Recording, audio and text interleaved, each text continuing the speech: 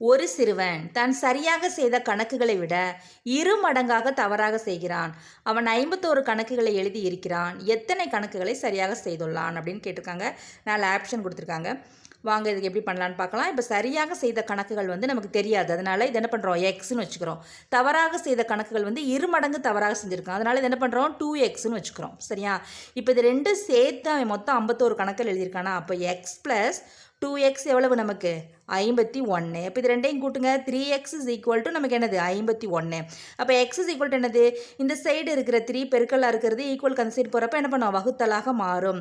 அப்போது 51 3ஆல் நம்ம வகுத்தோன்னா நமக்கு ஆன்சர் என்ன வரும் அப்படின்னா நமக்கு 17 வரும். சரியா? அப்போ நமக்கு ஆன்சர் என்னது, ஆப்ஷன் 4ல் இருக்கிற 17 தான் அது கரெக்ட் ஆன்சர்.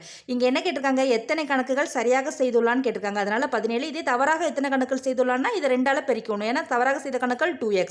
அது நம்ம பெருக்கணும்னா நமக்கு 34ன்னு வரும்.